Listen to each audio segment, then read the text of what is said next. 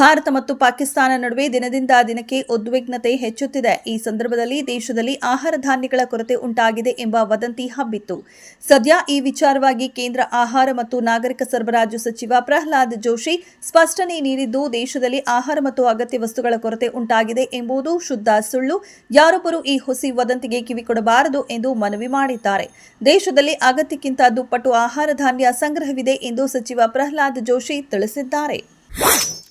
ಕೇಂದ್ರ ಗೃಹ ಸಚಿವಾಲಯ ಸೂಚನೆ ಹಿನ್ನೆಲೆಯಲ್ಲಿ ಮೇ 10ರಂದು ಸಂಜೆ 4ಕ್ಕೆ ಅರಮನೆ ಆವರಣದಲ್ಲಿ ಸಿವಿಲ್ ಡಿಫೆನ್ಸ್ ಮಾಕ್ ಡ್ರಿಲ್ ಹಮ್ಮಿಕೊಳ್ಳಲಾಗಿದೆ ಎಂದು ಜಿಲ್ಲಾಧಿಕಾರಿ ಜಿ. ಲಕ್ಷ್ಮೀಕಾಂತ ರೆಡ್ಡಿ ತಿಳಿಸಿದ್ದಾರೆ.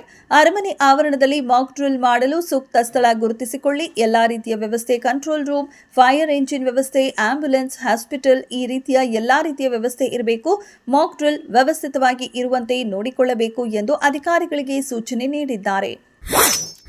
ಆಪರೇಷನ್ ಸಿಂಧೂರ ನಡೆಸಿದ ಬಳಿಕ ಭಾರತ ಹಾಗೂ ಪಾಕಿಸ್ತಾನ ನಡುವೆ ಯುದ್ಧ ಪರಿಸ್ಥಿತಿ ಉಂಟಾಗಿದೆ. ಇದರ ಬೆನ್ನಲ್ಲೇ ಐಪಿಎಲ್ ಪಂದ್ಯಗಳನ್ನು ಮುಂದುವರಿಸಬೇಕೇ ಬೇಡವೇ ಎಂಬುದರ ಬಗ್ಗೆ ಬಿಸಿಸಿಐ ಇಂದು ನಿರ್ಧಾರ ಕೈಗೊಳ್ಳುವ ಸಾಧ್ಯತೆ ಇದೆ. ಈಗಾಗಲೇ ಬಿಸಿಸಿಐ ಅಧಿಕಾರಿಗಳು ತುರ್ತು ಸಭೆ ಕರೆದಿದ್ದು ಪರಿಸ್ಥಿತಿ ಅವಲೋಕಿಸುತ್ತಿದ್ದಾರೆ. ಈ ಬಗ್ಗೆ ಪ್ರತಿಕ್ರಿಯೆ ನೀಡಿರುವ ಬಿಸಿಸಿಐ ಉಪಾಧ್ಯಕ್ಷ ರಾಜೀವ್ ಶುಕ್ಲಾ, ಭದ್ರತೆ ಕಾರಣಕ್ಕೆ ಗುರುವಾರದ ಪಂದ್ಯವನ್ನು ಅರ್ಧಕ್ಕೆ ಸ್ಥಗಿತಗೊಳಿಸಲಾಗಿತ್ತು.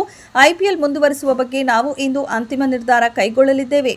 ಸದ್ಯದ ಮಟ್ಟಿಗೆ ಆಟಗಾರರ ಭದ್ರತೆಯೇ ನಮ್ಮ ಮೊದಲ ಆದ್ಯತೆ ಎಂದು ತಿಳಿಸಿದ್ದಾರೆ. ಪಹಲ್ಗಾಮ್ ಉಗ್ರ ದಾಳಿಯ ಪ್ರತೀಕಾರವಾಗಿ ಇದೀಗ ಭಾರತ ಪಾಕಿಸ್ತಾನದ ಮೇಲೆ ದಾಳಿ ಮಾಡಿದ್ದು, ಈಗಾಗಲೇ ಪಾಕಿಸ್ತಾನದಲ್ಲಿರುವ ಉಗ್ರರ ಕ್ಯಾಂಪ್ಗಳನ್ನು ಭಾರತೀಯ ಸೇನೆ ಧ್ವಂಸಗೊಳಿಸಿದೆ. ಅಲ್ಲದೆ ಭಾರತದ ಮೇಲೆ ಕ್ಷಿಪಣಿಯ ದಾಳಿ ಮಾಡುತ್ತಿದ್ದ ಪಾಕಿಸ್ತಾನದ ಮಿಸೈಲ್ಗಳನ್ನು ಭಾರತ ಹೊಡೆದುರುಳಿಸಿದೆ. ಪಾಕಿಸ್ತಾನ ದಾಳಿಯಿಂದ ಉದ್ವಿಗ್ನ ಸ್ಥಿತಿ ಹಿನ್ನೆಲೆಯಲ್ಲಿ ಬೆಂಗಳೂರಿನ ಎಚ್ಎಎಲ್ನಲ್ಲಿ ಹೈ ಅಲರ್ಟ್ ಘೋಷಿಸಲಾಗಿದೆ. ಓವರ್ ಟೈಮ್ ಕೆಲಸಕ್ಕೆ ಸಿದ್ಧವಾಗಿರುವಂತೆ ಸೂಚಿಸಿದೆ.